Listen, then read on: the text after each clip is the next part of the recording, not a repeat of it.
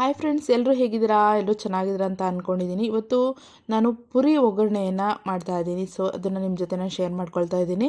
ಇಲ್ಲಿ ಬೆಳ್ಳುಳ್ಳಿ ಮತ್ತು ಕರಿಬೇವನ್ನು ತೊಗೊಂಡಿದ್ದೀನಿ. ಹಾಗೆ ಒಂದು 50 ಗ್ರಾಮ್ ಕಡಲೆ ಬೀಜ, ಹಾಗೆ ಕಡಲೆಯನ್ನು ತೊಗೊಂಡಿದ್ದೀನಿ. ಇನ್ನು ಒಂದು 50 ಗ್ರಾಮ್ ಎಣ್ಣೆಯನ್ನು ಈಗ ಒಂದು ಕುಕ್ಕರಲ್ಲಿ ಹಾಕ್ಕೊಂಡು ಈಗ ಕ್ರಿಸ್ಪಿ ಆಗೋ ರೀತಿಲಿ ಈ ಎಲ್ಲನೂ ಮಿಶ್ರಣ ಹಾಕಿಬಿಟ್ಟು ಈಗ ನಾನು ಹುರ್ಕೊಳ್ತಾ ಇದ್ದೀನಿ.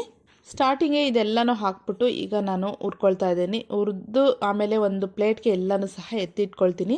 ಆಮೇಲೆ ಇದೇ ಎಣ್ಣೆಗೆ ನಾನು ಏನು ಮಾಡ್ತೀನಿ ಅನ್ನೋದನ್ನು ಸಹ ನೋಡ್ತಾ ಇರಿ. ಹಾಗೆ ಎಣ್ಣೆಯನ್ನು ನಾನು ಅಷ್ಟೊಂದಾಗಿ ಈ ಒಂದು ಪುರಿಗೆಲ್ಲ ಬಳಸಿಲ್ಲ. ಇಲ್ಲಿ ಏನು ನಾನು ಕರೆದುಕೊಳ್ಳೋಕ್ಕೆ ಹಾಕಿದ್ನೋ ಆ ಎಣ್ಣೆಯಲ್ಲೇ ಈಗ ನಾನು ಪುರಿಯನ್ನು ಸಹ ಹಾಕಿ ಇಲ್ಲಿ ಒಗ್ಗರಣೆಯನ್ನು ಮಾಡ್ತೀನಿ.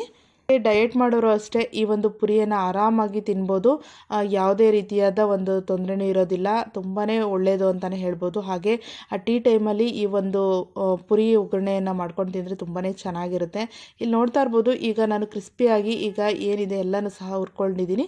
ನಂತರ ಇದಕ್ಕೆ ನಾನು ಅರಿಶಿನ, ಚಿಲ್ಲಿ ಪೌಡರು ಹಾಗೆ ಸ್ವಲ್ಪ ಸಾಲ್ಟು ಹಾಕ್ಬಿಟ್ಟು ಅದೇ ಎಣ್ಣೆಯಲ್ಲೇ, ನಾನು ಮತ್ತೆ ಎಣ್ಣೆ ಹಾಕೋಕ್ಕೆ ಹೋಗಿಲ್ಲ, ಅದನ್ನೇ ಚೆನ್ನಾಗಿ ಈಗ ಹಸಿ ವಾಸನೆ ಹೋಗೋ ರೀತಿಲಿ ಹುರ್ಕೊಳ್ತಾ ಇದ್ದೀನಿ. ಆಮೇಲೆ ಪುರಿ ಎಲ್ಲ ಹಾಕ್ಬಿಟ್ಟು ಈಗ ನಾನು ಅದನ್ನು ಹುರಿತಾ ಇದ್ದೀನಿ. ಅಂದರೆ ಅದಕ್ಕೆ ಉಪ್ಪು ಖಾರ ಎಲ್ಲ ಚೆನ್ನಾಗಿ ಆ ಪುರಿಗೆ ಅಂಟಬೇಕು. ಆ ರೀತಿಲಿ ನಾನೀಗ ಎಲ್ಲನೂ ಸಹ ಪುರಿನ ಹಾಕ್ಬಿಟ್ಟು ಈಗ ನಾನು ಮಿಕ್ಸ್ ಮಾಡ್ತಾ ಇದ್ದೀನಿ.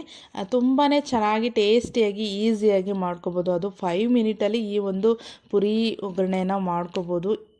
ಟ್ರೈ ಮಾಡಿ ಅಂತ ಕೇಳ್ಕೊಳ್ತೇನೆ. ಹಾಗೆ ನಮ್ಮ ವಿಡಿಯೋಸ್ಗಳು ಹೇಗೆ ಬರ್ತಾ ಇದೆ ಅನ್ನೋದನ್ನು ನೀವು ಕಮೆಂಟಲ್ಲಿ ತಿಳಿಸಿ. ಹಾಗೆ ವಿಡಿಯೋ ಇಷ್ಟ ಆದರೆ ಒಂದು ಲೈಕ್ ಮಾಡಿ, ಹಾಗೆ ಶೇರ್ ಮಾಡಿ. ಮತ್ತು ಹೊಸಬ್ರು ಯಾರಾದರೂ ನೋಡ್ತಾ ಇದ್ದರೆ ಚಾನಲನ್ನು ಸಬ್ಸ್ಕ್ರೈಬ್ ಮಾಡ್ಕೊಳ್ಳಿ. ಹಾಗೆ ನಾವು ಪುರಿನ ಈ ಥರ ಕ್ರಿಸ್ಪಿಯಾಗಿ ಹುರ್ಕೋಬೇಕಾಗುತ್ತೆ. ನೋಡಿ, ಈ ಥರ ಹಿಂಗೆ ಇಸ್ಕಿದ್ರೆ ಪುಡಿ ಆಗಬೇಕು ಆ ರೀತಿಯಾಗಿ. ಆವಾಗ ತುಂಬಾ ಗರಿ ಗರಿ ಆಗಿರುತ್ತೆ. ಇನ್ನು ನಾವು ಏನು ಹುರ್ಕೊಂಡು ಇಟ್ಕೊಂಡಿದ್ವೋ ಅದನ್ನೆಲ್ಲನೂ ಸಹ ಈಗ ನಾನು ಹಾಕಿ ಪುರಿಗೆ ಹಾಕ್ಬಿಟ್ಟು ಮಿಕ್ಸ್ ಮಾಡ್ತಾ ಇದ್ದೀನಿ.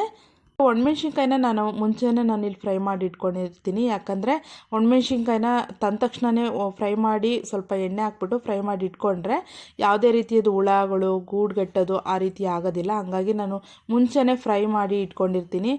ಇಲ್ಲಿ ನೋಡ್ತಾ ಇರ್ಬೋದು, ಹಾಗೇ ಮುರಿದಾಕಿದ್ರೂ ಆಗುತ್ತೆ. ಅದರಲ್ಲೇ ಏನು ಹಾಕಿ ನಾವು ಫ್ರೈ ಮಾಡ್ಕೋಬೇಕು ಅಂತ ಏನಿಲ್ಲ. ನೆಕ್ಸ್ಟ್ ವಿಡಿಯೋದಲ್ಲಿ ಸಿಗ್ತೀನಿ. ಬಾಯ್ ಬಾಯ್.